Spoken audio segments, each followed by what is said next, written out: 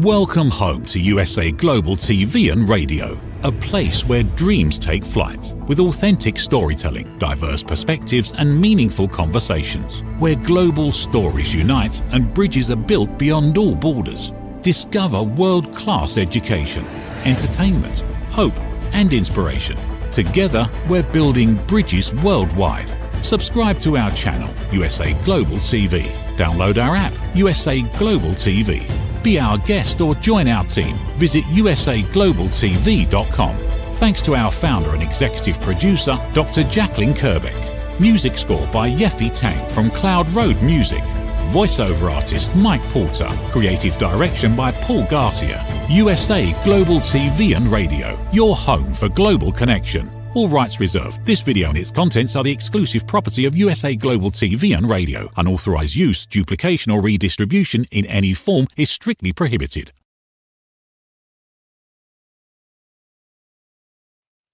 Good morning, good afternoon, good evening, and welcome home to USA Global TV and Radio, where we proudly provide world-class education, entertainment, hope, and inspiration. I'm Dr. Jacqueline Kerbeck, and our show today is Creating a World of Possibilities. We want to say thank you and welcome to all of our friends across the world on social media and all of our friends on E360 TV and Amazon Fire. It's wonderful to have you with us today. Today, we have an incredible guest who is joining us from Canada, and we are going to be talking a little bit about her journey. Her name is Marci Warhaft, and she is one of the top health coaches. She's also an expert when it comes to body image and self-esteem and confidence. She's also an author and an advocate. I'm not going to say the name of her book just yet. I'm going to bring her out because I think it's absolutely incredible, and the demand is so high. The books have flown off the shelves, so you'll be able to find out where you can purchase her book and learn more about how to contact her in just a moment. Marci, come on out. Let's have a conversation. Hello. I'm so happy to be here. It's so nice to have you with us today. And by the way, I love your artwork on your body. Absolutely beautiful. So today we're going to be talking about your book, and I have the title here, The Good Stripper, a Soccer Mom's Memoir of Lies, Loss, and Lap Dances. Fabulous title, by the way. Thanks. I never would have thought in a million years it would be for my story, but there you go. Well, we spoke a little bit backstage, and I'd asked you specifically, I mentioned I took some pole dancing lessons and it was really tough. And you shared something that was really interesting, and the dancing was just one part of your journey, and that your journey is so much bigger than that. And what I'd really like to just put out into the world right now, there are people out there who are stripping for a living and they are dancing, and they have, everyone has the right to do what they're doing, right? We respect everybody for what they're doing. So we're in no way bashing anyone or anyone's profession. So thank you so much for coming here and being so open to sharing your story. So what was the impetus for you writing the book? And then we'll get into the journey. Okay. And I just want to, for a second, though, go back to what you're saying, because that's something that's so important to me. And I'm so glad you said that, because when I tell my story and I explain how the dancing was a small part of it, I don't say it to protect myself and say, oh, just want you to know I didn't do that for long, as if there's a shame with that. It's not. I have the utmost respect for people doing whatever they need to do or choose to do. The only reason I clarify that is because I don't want to misrepresent myself as being an expert in something that I'm not an expert in. I know my story and I know my journey. And so I don't want to speak for other people. So it's out of respect for other dancers that I clarify how it was a significant part of my journey, but it wasn't long, it's in duration, let's say, but it was a small part of a double life that I did lead for several years. Why I wrote the book? Good question. You know, I spent a lot of time thinking I couldn't or I shouldn't. There were a lot of people that hoped I wouldn't, but I was turning 50 actually, and I had lived a life with a lot of secrets, and you know, I had wrapped those secrets in shame and hid them away, hoping they'd never come out. And that's a terrible way to live, because I judged myself so harshly on things that I'd done in the past. And, you know, I dedicate the book to anyone who may be struggling to forgive themselves for mistakes they made when they were just doing their best to survive. And I got to a point where I thought, there's more years behind me than ahead of me. And do I want to spend the rest of my life trying to hide parts of me and feeling ashamed of certain parts of me when I meet new people? I always would think like, do I have to tell them everything? When do I tell them? And what are they going to think? And what if my kids find out? And what if other people find? And to live in fear like that is a terrible way to live. And I felt like I was also not giving people the opportunity to learn all about me and to know me because I was hiding so much of it. And I just, again, I think I was turning 50 and was like, that's it.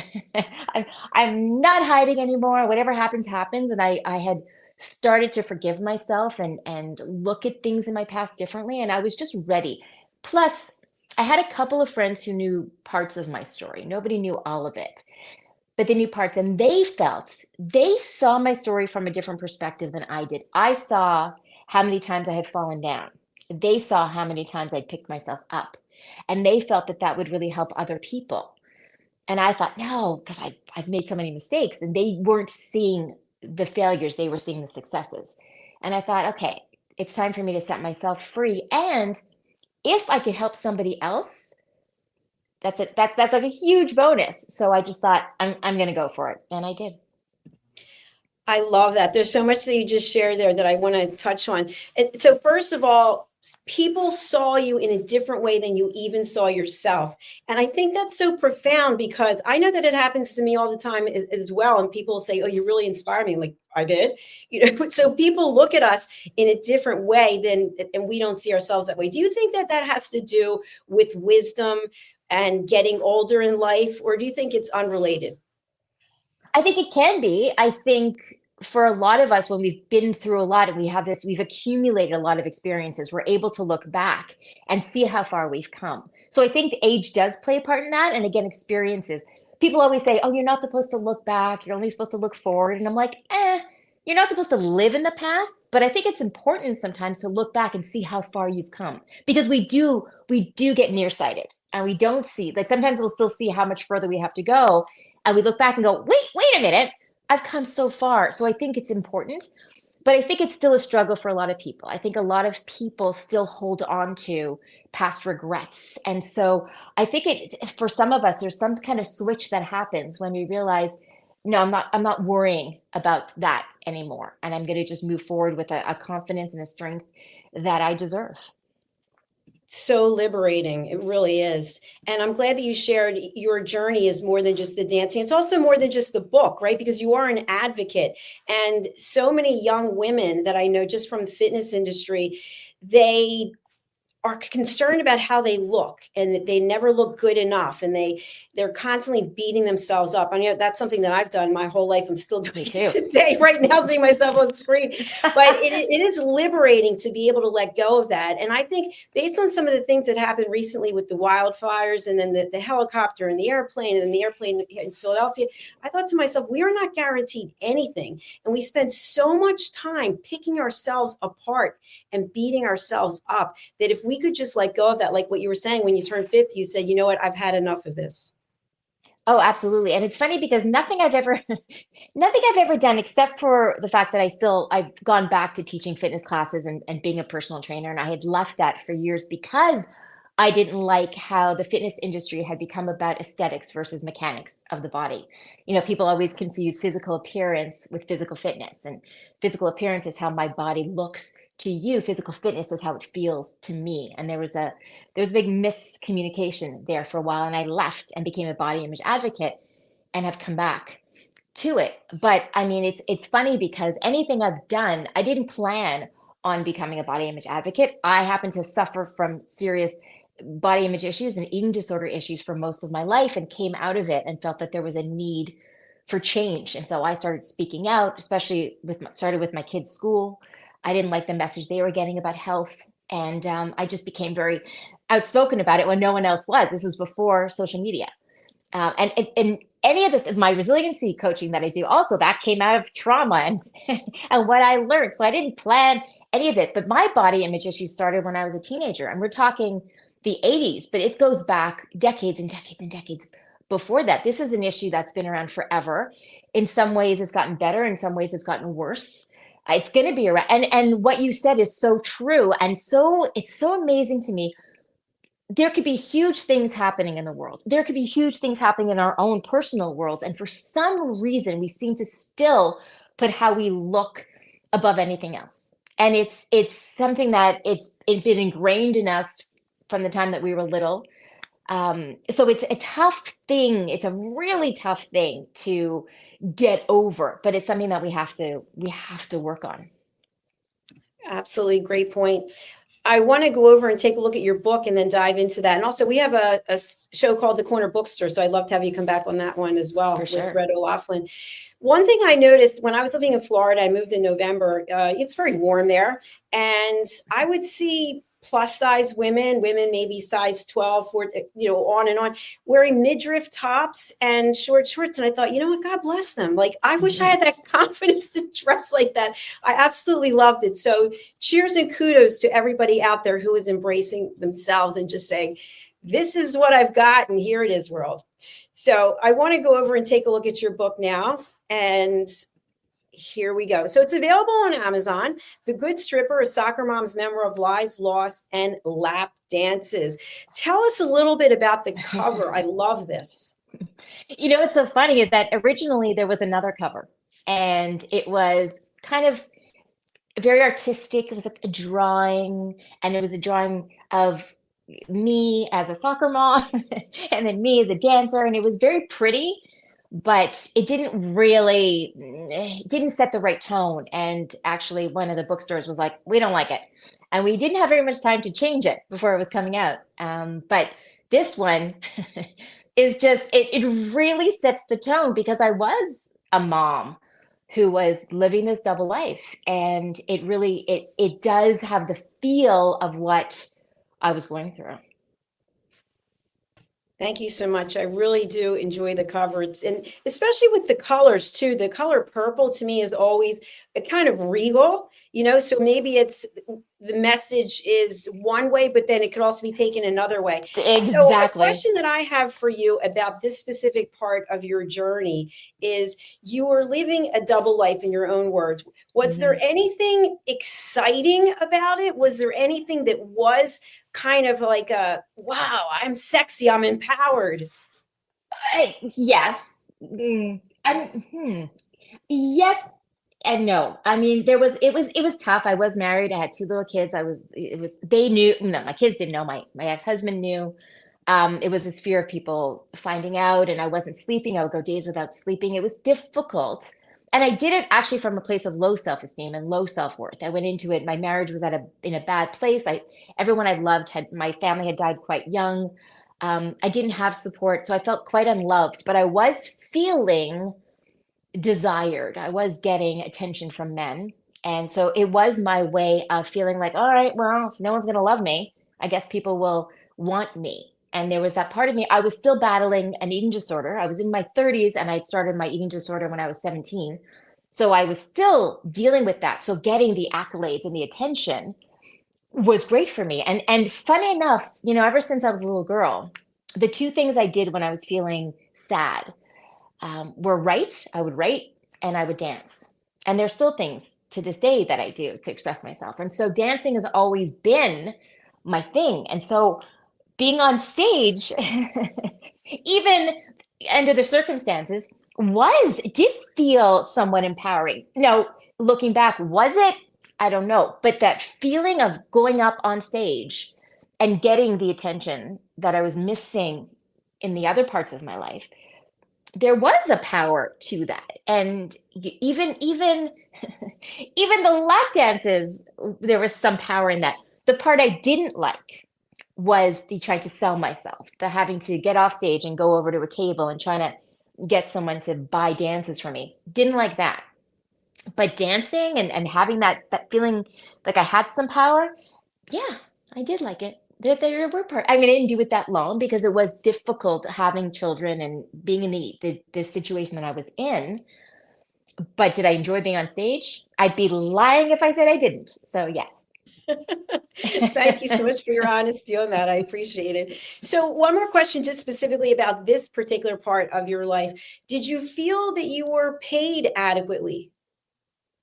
Well, that was up to me. I think Funny enough, as the words are coming out of my mouth, I'm like, what am I going to say? But I feel like if I were doing it now, I would make more money. Not the physical part, but I'm more confident in playing the game. I think I was still, I just kind of found myself in that situation. I wasn't really prepared, yeah, I definitely made more money doing that than I could have at a part-time job doing something else while my kids were in school, kind of thing. And I think that's anyone who would shame somebody for working in the sex industry. It's ridiculous because there's supply and demand. First of all, there's a reason why they're still kicking around, and we don't shame anyone else for doing anything else that makes them money. So, this is something that makes women money. So do it. It's for sure. So yeah, I definitely made more money than I would have doing anything else, probably. Yeah. Fascinating. And part of the reason I asked that is I've interviewed 5,600 people, I think many of whom are women, and we don't know our value. We undersell ourselves all the time. And so it doesn't matter what industry you're in, it's still about, am I getting paid for my value? So I think that has a lot to do with self-esteem also, and maybe body image. Do you think there's a correlation between getting paid what we're worth and how we view ourselves? 100%. I think, I started when I was saying I left the fitness industry. I ended up starting a program called Fit versus Fiction. Again, something I didn't plan. And I would go to schools and I would talk with kids and then parents and teachers about the difference between being fit and just looking fit. And we talked about marketing and media manipulation and all of that. And I didn't charge anything for the first long time I did it because I felt I had my experiences having gone through things, but I felt I'm just a mom who'd battled some stuff and I can't really charge. And then even later, I felt uncomfortable charging very much. So I never charged very much. And I would have people say, "You're insane. What do you?" I mean, I would even meet with people one-on-one. I would meet with parents one-on-one. I would meet with kids, and I would never charge. That came from like, I feel bad, like they're going through something. How can I charge? But I have a history of undervaluing myself that way because that we're taught if you don't have a degree or you haven't had this much experience or schooling, then you're only worth a certain amount. And that's ridiculous. I mean, I think experience is worth so much more. But for sure, if you don't feel like you have a lot to offer, then you're not going to charge somebody. And I think there are so many people we've seen that aren't super skilled or don't have very much to offer, but yet they're charging a ton and they're getting it. And it's just what they're putting out. So we have to kind of learn how to, even, especially as women, even if we're not feeling it, to know that that's us. I may not feel super confident, but I have to tell myself, Marcy, that's you. You're doing that. You're seeing yourself that way. You need to see yourself the way other people see you and project, even if it's kind of I'm going to project myself as the person that I want to be, even if I don't feel like I'm there yet. Give myself the opportunity to become what I want to be. Thank you so much for that. And something that comes to mind, and I'd love to just have you brainstorm with me a little bit is, I think we have open hearts and we want to help other people. We do help other people. Where is the line between giving away your services and then charging what your value is? And what I mean by this is you might have someone who doesn't have a lot of money, but they want to hire you. And so, do you give it away for free? Do you just give them a special offer and then the next person you charge them more? How does that work? What do you think? Yeah, I mean, for me personally, and again, I'm not the best person that don't have the best business mind. I think it's situational. If somebody would come to me, and I remember years and years ago, a dad came to me because his daughter had passed out at school and she wasn't eating, and I'm not charging for that. I can't. But or if somebody when a school would say to me, "We don't have the money," I'm still going to go. But the problem is when people do have the money, and I'm still undervaluing myself. Like that's So I still can't. I think it depends on the service you're offering, right? I mean, if somebody's coming to me because they are suffering, that's different from somebody. But if it's a service that I offer that's, something that's not quite life altering or put yourself in danger kind of thing. But I think it's situational. And I think, again, what it comes down to is what do I have to offer? What service am I providing? How can I help? And how can I do it in a way that benefits myself and them? Because yes, you can't bleed yourself dry in order to help other people. But that's a tough That's a tough balance. I like what you shared though. If you're offering something that could really change someone's life, that it's a necessity as opposed to, oh, this is a nice to have, then maybe that's a different way to look at it. So I want to talk a little bit about something that you mentioned, the word shame. The Mhm. word shame, because that can completely destroy someone emotionally, physically, lead to other types of dysfunctional behaviors. And yet, so many of us have felt shame about something. I know for me, I was diagnosed with ulcerative colitis in 1999, and it's not a glamorous disease for sure. I Right. still have it. And people would say I was dirty and disgusting. They would label me as names. And it's like, I can't help it. It's just the way that it is. But I felt a lot of shame until 2018 when I found the Crohn's Colitis Foundation, realized, you know what, I'm not the only person who has this. Get over Mm. yourself, right? But that shame can really do a number on us. How did it impact you and your life, maybe your family? Well, I mean that was huge for me because what I found was this. I had been through a lot of trauma in my life, like a lot of us do. And I was one after another, and I never got a chance to catch my breath. And then through that, I ended up making some not great decisions and finding myself in situations that I never thought I would and not handling it in the best way. And so what happened was eventually I found a way to deal with the traumas. So that was one part, right? But because I had behaved or found myself in these situations, doing these things that I never thought I would, once I got through, not got through the trauma, but once I learned how to manage it and deal with it, all right, well, now I have to deal with the damage, how I saw it, the damage that I had done while I was using unhealthy coping mechanisms, because that's what we do, right? Oftentimes we go through stuff and then I've said this before, instead of going to healthy coping mechanisms, I'm going to drink more water and go hiking and meditate. No, we go to disorders or addictions. We find ways to get away from ourselves because the mindfulness brings us into ourselves. But when things are too big to handle, we want things that are going to take us away from ourselves. And I got away from myself for a while and did not treat myself very well. And because of that, I ended up not treating other people very well at sometimes. So I had to deal with, okay, so now I've done this damage. I've left this wreckage. Now what am I going to do with that? And that's where the shame was. So I beat myself up for years after I had stopped doing the things that I wasn't proud of. We're talking decades, maybe 2 decades. I carried this guilt and this shame, still married, still a mom, but felt like I was a terrible person deep down. Even though I was doing amazing things as a body image advocate and expert, I still felt because of stuff I had done in the past, I didn't deserve to be happy. I didn't deserve to be healthy. And that was terrible for me and terrible for people around me. And it took me really being able to forgive myself. Now there are things I'm still not thrilled about that I did, but I see myself differently. And this is what I think the problem is. I think oftentimes we judge ourselves then by who we are now. So we judge ourselves for the things that we did way back when on the standards that we live by now. And that's not fair because we didn't know any better then. It's almost like, you're thrown into a room and you're given a test and you don't know the subject matter at all. And you're supposed to write this test and you do poorly on it. 10 years later, you've had time to research it and study it and experience it. And then you write the test again and you ace it. Well, it's not the same, right? So I used to hate the person that I used to be. And now I don't.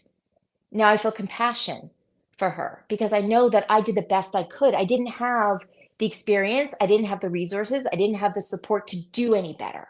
Now I would do better. Now I would live my life completely differently. Given the same situations, I would not act the same way. But I only know that now because of the mistakes I made then. But that's what it comes down to. I think we look back and we feel the shame because we're judging ourselves now. We're not the same people. So we need to forgive ourselves for those mistakes and know that we would do differently now.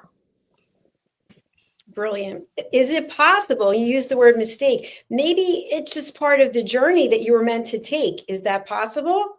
Sure. It's like a stumble, right? We stumbled. That was it. We stumbled in the wrong way and now we got to pick ourselves up and move forward. But how are we supposed to do that? It'd be great if we didn't stumble along the way. It would be great, but life doesn't do that. Life, that's the thing. I mean, I say when I was, a teenager, life started sucker punching me, and you're gonna wobble, you're gonna, and you're gonna fall down. I've fallen down so many times, and sometimes I got it quickly, and sometimes I didn't. But that's part of it. And some of us are hit harder than others, and some of us are hit more often. And we can't judge ourselves. We can't really shouldn't judge other people for the journeys that they took. Just be grateful it wasn't yours, But that's the thing too. We have a big changing point for me also was that I stopped worrying about people judging me for what I had done. I say all the time, the hard part of my story was going through it. I survived that. So now if somebody wants to judge me on how I survived, that's on them. I'm not owning that. I'm not taking that. That's ridiculous. The hard part was going through it, and I did, and I survived it, and I came out stronger. So I used to do that, where I used to, like I said earlier, I used to judge myself on how I survived, whereas now I'm proud of the fact that I survived. And survival isn't always going to be pretty. It'll be messy sometimes, and that's okay, as long as we get to the other side. Absolutely. And the messiness is where the growth takes place a lot of times, right? Absolutely. So you and I are both on social media. I mean, this whole business is social media plus all the other platforms. And I'm seeing a lot of anger out there. I'm seeing, especially right now. And I asked you before the show even started, do you hate us there in Canada? How are you feeling? But so we basically will be judged by a certain number of followers or people who are interacting with us. How do you feel about that and the fact that you are an advocate and on social media, knowing that people could be bashing you or celebrating you? Oh, they do. I mean, I get bashed often. I get amazing messages from people saying wonderful things, and then I get terrible messages. And sometimes I will clap back by making a fun video about it and kind of making light of it, because the thing with social media is the good thing is it gives everyone a platform to speak their mind, and the bad thing is it gives everyone a platform to speak their mind. And not everybody should. But also a lot of the negativity comes from a place of ignorance and arrogance. I've learned that a lot of people don't even mean what they say. I think it's up to us. I can't control what someone else thinks of me. I can't control what they say, but I can control how I take it in. And I won't take it in. I won't. I mean, there are certain people's opinions about me that I care about. But even if it's somebody I really care about and I care about their opinion, I'm still not going to let somebody else tell me how to live my life or judge my life. I have to live my life in a way that makes sense to me. And as long as I'm not hurting anybody else intentionally, then that's okay with me. But it takes a lot to be able to kind of let other people's opinions go. But we are open to people's comments from around the world. They don't know us. Nobody wakes up in the morning going, what should I wear? What will Marci approve of? What should I do today? So why would I give someone else that power over me? And we do, but I don't. That's the thing. It's, what do I care what someone else? If you are confident in how you are living and what you're saying and what you're thinking, that's all that matters. Really, truly is what matters. Definitely. And I know that you're an advocate for helping other people, and I am too. So I just want to share something and have a little chat about it. I remember years ago, I think it was 60 Minutes or Dateline, one of those primetime shows. And I think it was Diane Sawyer. And she followed around with women who were prostitutes. So women who were, in the worst neighborhoods in the country, to women who had master's degrees and were at the Four Seasons. And what was really common, the common theme and thread between all of it was that they hated themselves every day for doing what they were doing. And I'm sure there are women out there who are not hating themselves, maybe at that Rabbit Ranch or wherever it was that I forget what it's called. But my point is this: to do something that you don't feel good about doing, regardless of what it is probably going to come up later with physical issues or emotional issues. But if you really like doing what you're doing, then to your point, no one can judge you for being who you are. but yet we do it every single day. Oh, he's a waiter. Oh, she's a this and there. No, stop doing it. And just a quick digression. I remember I was working in cosmetics at Bloomingdale's while I was getting my doctorate and working my full-time career because I really loved doing makeovers. And this woman came in and she said I was a stupid counter girl. And I thought to myself, stupid, I have a master's and getting a doctorate, but I thought that's about her. So that's why I'm bringing it up. It's about the other person. Can you talk a little bit about that projection that we do? But that's it. And I think a lot of it comes from fear, and I also think some of it's jealousy, because I think what happens is if somebody sees you living your life in a way that makes you happy, that's different than what they've been told is the right way to do it. It's upsetting to them because they're like, wait a minute, they're not doing what they're supposed to do and they're happy. That's upsetting, because what if they're doing exactly what they're supposed to do and they're not happy, right? They like to believe that this is the only way, but here's somebody's doing it differently and they're happy. Maybe I'm not, maybe I did have options.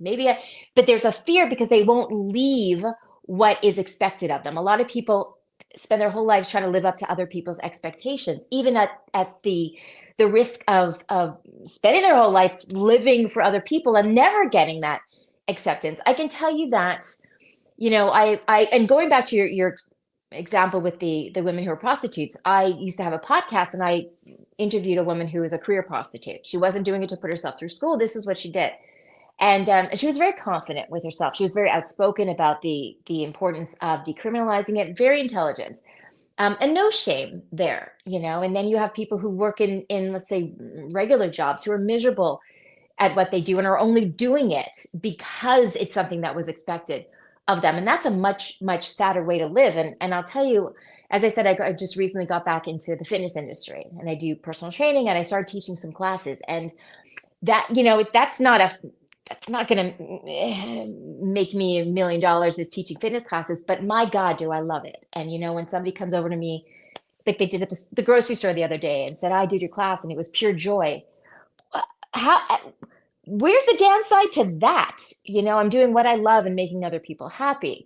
Would I get more respect? Maybe if I owned a gym, maybe, but I don't want that. So it honestly comes down to a fearlessness.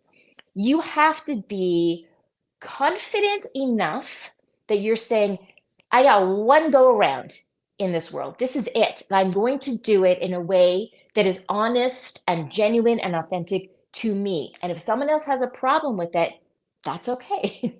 It's okay. I can disappoint people. I'd rather disappoint every other person than disappoint myself again. I have to applaud you on that. That's spectacular. Thank you. Something I want to look at is from a different perspective. So we've been talking about professions, for example, where people are shamed or blamed, or let's talk about someone who's in corporate America. They've been there for decades and they absolutely despise what they're doing. They hate being there. Their hatred and the negativity just is pervasive throughout the whole company, but yet they stay there because they're doing the right thing. What are your thoughts about that? Well, that's what I was saying earlier. I find that that's really sad because, again, you have one go around, depending on your beliefs, I guess, but to spend your life living up to what other people want you to be without questioning, like, what is it that I want to be? And to me, there's no shame in doing something for decades and then saying, you know what? Okay, so I did this professional corporate thing, but I'm really into art. And hey, if you've been in the corporate world and you've made enough money where you can now maybe try something different, best case scenario, but even if you haven't and you're like, okay, I don't want to spend the rest of my life wondering, what if I did that? What if I tried that? What if I nurtured that part of me? How much happier maybe I could have been. What a sad way to go out of the world not knowing what you could have done, who you could have been. And I think that there is so much pressure on people to live up to what's considered like the right thing, or what demands a certain amount of respect. Why should somebody who is living a life, even if they're making a ton of money, but they're not happy, why should that get more respect than somebody who wakes up every morning and is like excited to go to work, who's impacting other people's lives in a positive way, who can go to bed at night feeling that they've accomplished something that makes them happy. We put the importance on the wrong, we know that, on the wrong things in our society. It's all about image. It's all about image, whether it's aesthetics and how we look or what we own. That's where we put the importance. That's what social media is. I mean, really, it's all about the image that we put out, which is such a shame because we're missing the substance. And it's the substance of a person that counts. Another great tagline. I love it. So you can help people. Who can you help and how do you do it? Ooh, well, that depends what that's the thing. You know what's so funny is it's like I said, none of the stuff that I did came out of a plan. It's all because of stuff I went through. So the body image stuff came from my living with a severe eating disorder for most of my life and going into recovery and what I learned from that and how I still to this day, thank God I've got great recovery, but I'll know when the world gets scary, I tend to look inward and all of a sudden I'm questioning how I look and I stop myself and go, no, that's because the world is scary. So that's what you're doing. So I've learned how to help people with issues because of what I went through. And then with the resiliency coaching, that came out of my book. And I would have people messaging me saying, okay, you gave up, you were able to release that shame. How? Or you're so honest. I get that a lot because in my book, I'm very honest. And I'm like, how are you so honest? I can't do that yet, but how can I? And it just came out of stuff that I've experienced. So, I mean, I will hear from all genders, all ages. Like, it's amazing to me how I always say that the details of my story are different. The details of my story are unique, but the themes are universal. Loss and relationships and confidence issues and parenting and addiction and so many of us are relating to those themes. I mean, it's just a part of life. So different people will come to me with so many different things that they need help with. And it makes me laugh that even when I was little and I had already been through a lot. I had friends going, okay, I know that whatever I go through, I can come to you because you probably experienced it. So I have to think, okay, well, maybe this was it. I'm not someone who believes there's a reason for everything.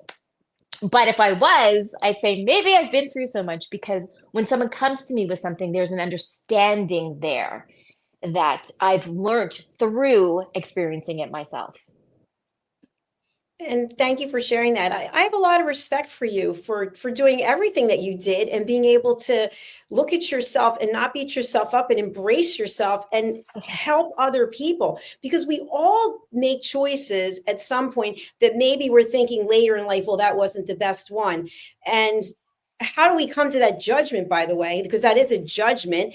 Did we get injured physically or emotionally, or is it because of what other people said about what we were doing? I think that's also another big topic for another day. But I want to go back to your book because we're coming to the end of the show, which I can't believe flew by so fast. So your book is available on Amazon. And who is a good reader for this book? Who would you recommend if somebody said, this is for everybody? By the way, my copy is coming Thursday. I just got an email. Yay. Oh, yay. Well, what's so funny too, because a lot of people will assume because it's a woman's, I'm writing from my perspective that it's for women only. But, I've had so many men contact me because with issues that they were dealing with again, a confidence thing or with sexual issues or with relationship issues or addiction issues. So it really surprisingly, that's why it's funny. Like, don't let the title deceive you. There's something really for everyone. So it's, I had a few men tell me that their daughters read it, their daughters in their 20s, and then they made their dads read it. Like it always surprises me who reads it and who can, identify with it. So I don't think that there's a target audience. All right, it's the book for everyone. It is The Good Stripper, a soccer mom's memoir of lies, loss, and lap dances. Let's share how people can reach you on social media. You're on Facebook and you're on Instagram. Let's take a look at your account. So it is your name for people listening on the audio-only platforms. It's Marci'Warhaft. What would you like to share about your Instagram? Oh, you're going to find a little bit of everything, but I am very easy to connect with through social media. That is the way that people contact me the most. And you'll see if you visit me on on socials, you'll see that I am as ridiculous in real life as I am on social media, and it's a little bit of everything. And I am by sharing my story in the way that I did, that was so open, so open. It's giving me the freedom to be exactly who I want to be on any day that I'm feeling whatever I'm feeling. So it's you'll learn a lot about me. I always say, especially if you read my book, I'm always like, well, you're going to learn a lot about me. And it's the same with social media. And it looks very inspiring, just some of the posts that I'm seeing here. And we're following you on USA Global TV and Radio, and also Dr. Jacqueline. So thank you so much for that. Final words of wisdom to leave with the audience today. What would you like to share? Don't let fear keep you from being exactly who you want to be. Don't let the fear of other people's expectations keep you from being who you're supposed to be in this life.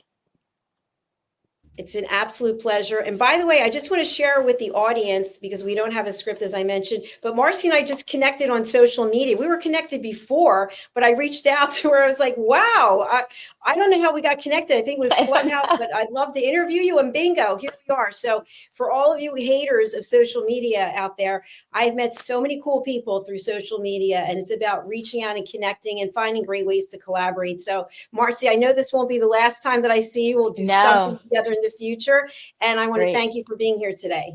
Thank you so much. This was fantastic. Thank you. I look forward to getting the book and interviewing you on the Corner Bookstore about that. So absolutely. All right. Thanks again. Bye-bye. Thank you so much. Thank you. Thank you to each and every one of you out there who are watching or listening. Please do connect with Marci over on Facebook or Instagram. The show notes have the links. You just have to click on them and bingo, you'll be connected, and you never know where it's going to go. But what I can tell you is if you don't take the opportunities, if you don't walk through the door, you never will know what you missed. So that's what we're all about here, is collaborations. And we love to have people come and share their stories. So our next show is coming right up. I think we have 9 shows today, which is terrific. If you'd like to be a guest on any of our shows, please go over to USA.com, USAGlobalTV.com. Hello, book your session, and you'll be able to find out more there. All right, we're going to leave with a short message. If you're interested in having your own TV show here, whether you produce your own content or you want us to produce it for you, we'd be very happy to do that. Take a look. Ever dreamed of hosting your own TV show, sharing your story with a global audience? Now's your chance to shine. At USA Global TV and Radio, we make it easy for you to create, host, and broadcast your very own TV show. Whether you're a storyteller, entrepreneur, or industry expert, we help you bring your vision to life. With our exclusive interview, live streaming, and podcasting training, you'll gain the skills and confidence to captivate your audience. Our global platform ensures your voice is heard worldwide. Join our community of creators who are already making an impact, one show at a time. Step into the spotlight. Host your own TV show on USA Global TV and Radio. Book your discovery call today at usaglobaltv.com. Copyright 2025, USA Global TV and Radio. All rights reserved. Terms and conditions apply. To learn more, visit usaglobaltv.com. In a world full of noise, misunderstandings, and interruptions, master the art of listening with Dr. Jacqueline Kerbeck. Dr. Jacqueline Kerbeck is the listening mentor of USA Global TV and Radio and the Amazon #1 best-selling author of Mastering the Power of Elevated Listening. Elevate your listening. Elevate your life.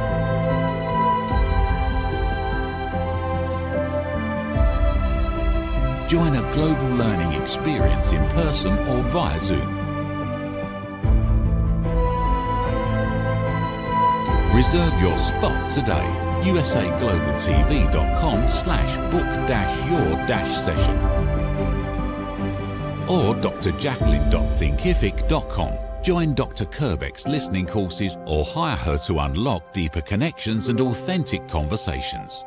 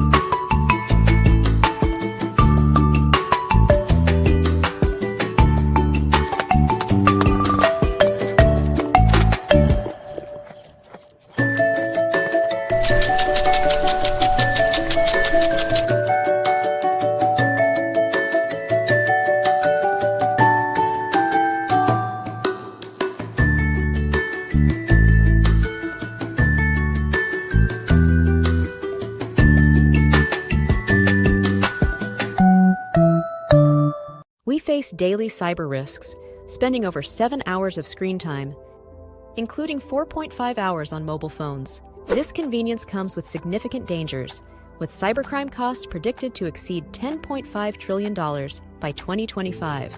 In 2023 alone, seniors lost over $3.4 billion to cybercrime. Our goal is to make social engineering concepts of cybersecurity easier to understand. We work with business teams, senior living facilities, investment companies, and educational institutions, both individually and in groups. We offer real-life examples to help you recognize and prevent attacks, with sessions available both in person, in selected regions, and remotely. Schedule your training session, or to learn more, contact us today. Call us at 847-845-9360. Email us at info@cybersecurityeasy.com. Protect your team and family with cybersecurityeasy.com.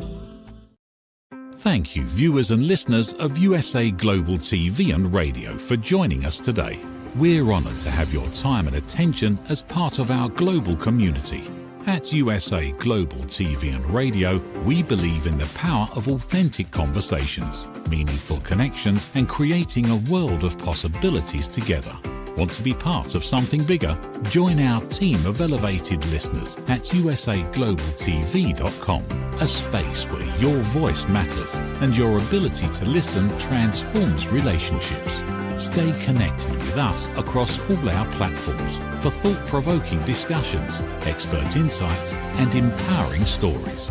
Subscribe to our channels at youtube.com/c/USA Global TV. Follow us on social media and explore the endless opportunities we're creating for growth, learning, and inspiration. Together, we're not just broadcasting, we're building bridges and changing lives one conversation at a time. For inquiries, contact us at info@usaglobaltv.com. Music by Johnny Dyes. Produced by Executive Producer and Director Dr. Jacqueline Kerbeck. Voiceover by Mike Porter. Creative Direction by Paul Garcia. All rights reserved. Copyright 2025. Visit usaglobaltv.com to view our full terms and conditions.